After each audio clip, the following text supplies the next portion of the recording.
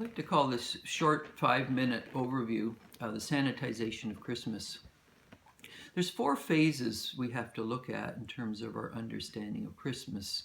And I'll talk about the historic reality of the first Christmas. Then we'll look at how that historic reality gets converted into myth, how myth gets converted into ritual, and then all the cultural accretions which are a part of both the myth and the ritual. So let me just briefly talk about these 4 phases in terms of the sanitization or the sterilizing of Christmas. The first Christmas obviously was a gruesome and tragic reality. Most people don't want to face into the rawness of it. What you have is a very oppressive ruler in an area passing a law which tells people, in this case Joseph and Mary and many others, that they had to go from Nazareth to Bethlehem for the purpose of taxation. So you already have Joseph and Mary are victims of an imperial force. A woman is pregnant near the end of her delivery time, having to leave the comforts of family, the protection of a community she has known, and has to travel, being pregnant, to Bethlehem. So the first thing is family is gone, security is gone, protection is gone. She and Joseph are alone on a road, not even knowing how they're going to get to where they're going to go, what the nature of the trip is going to be like, because there were brigands on the road, there was Roman people on the road, a very unsure, uncertain journey. They get to Bethlehem in a very dire and precarious time. There's no hospital for them to go to, no nurses, no doctors around them. They're essentially put in a barn and straw. Not the nicest place to have a birth. Again, very raw, difficult, precarious, not the sort of situation most people would like to give birth in, both where you give birth and also the political ethos surrounding it. Literally within months of the birth of Jesus, word goes out. Herod, via the Magi, is alerted to the fact that in fact a potential threat to his power is coming from a certain reed of prophecy from Bethlehem.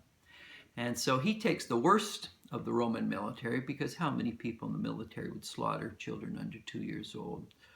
He sends the worst of the group to kill children under 2 years old. So here you have Joseph and Mary not only have given birth in a raw, difficult situation, in a dream, they're encouraged to flee. In fact, in most graphic terms, encouraged to flee, because the death squads are coming out. How would Joseph and Mary have felt, and not only in their situation, but recognizing the birth of Jesus is going to lead to the slaughter of many young children. And of course, living in that community as they had, they would have been befriended many of these people. Obviously, from leading the stable, they'd found a place to stay in for a period of time. But the very fact they were there jeopardized the community itself and led to the slaughter of the innocents. So they're refugees very, very shortly, fleeing to Egypt. They go into exile. So for the next few years, Joseph and Mary and the young Jesus are in exile. So here you have the historic reality of the first Christmas is not a sort of experience most people would want to live through. The insecurity of leaving family, of community, no home, a graphic birth, in terms of very unsanitized condition, young children being slaughtered by a military, going into exile. This is a refugee exilic story. And the danger is sometimes prettying up or tarting up that story.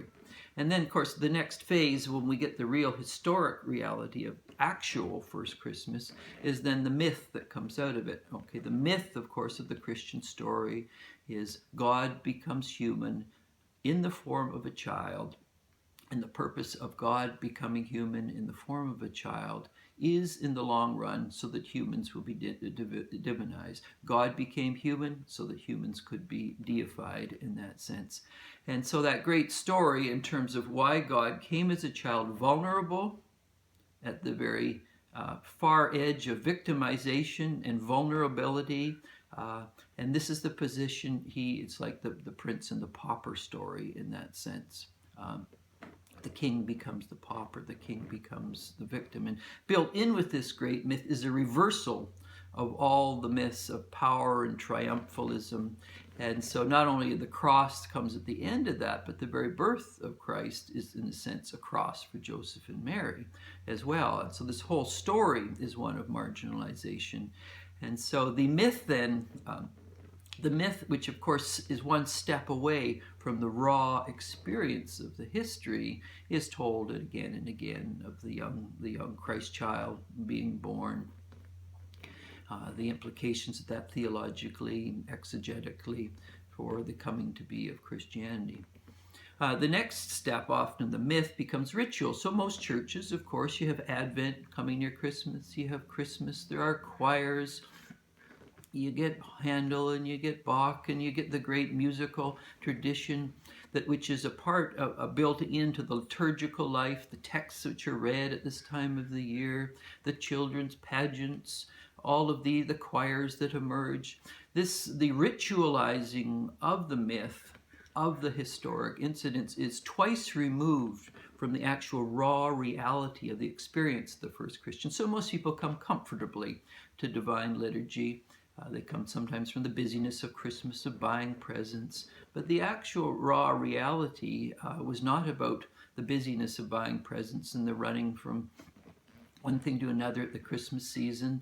The fourth level, of course, is the cultural accretions. You have the Christmas trees, you have the presents that are bought, you have the families coming together, you have the turkey dinners. And this is all a part of the Western cultural overlay on the ritual, which is an overlay on the myth, which is an attempt to express in a sanitized terms the raw reality of the first Christmas. So when we get to actual Christmas often in the West, we're 2 or 3 removes from the actual historic reality of what it was like.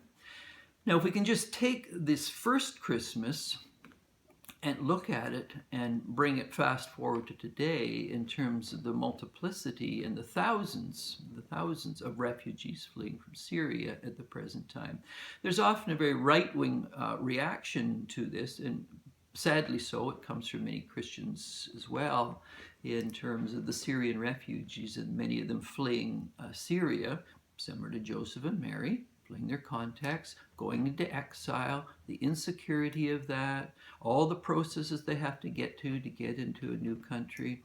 And so when we think of the Syrian refugee crisis at the present time, whether Syria or people fleeing Iraq, many other places, we could also argue the Palestinians' situation at this period of time and over the last few decades, is if we're going to understand Christmas in its origins, not just the myth and the ritual and the cultural accretions, actually how Syrians are living, or the Palestinians are living, and the Iraqis, and maybe they're actually closer to the raw original Christmas than those of us in the West who have taken the event, myth, liturgical ritual, and then all the Christmas events by which we pretty up these things of family coming home, turkey dinners, Christmas trees, lights, choirs, children's events, all of this sort of stuff, which is a form of sanitizing the actual graphic and brutal reality of the first Christmas. So at this Christmas season, we think of this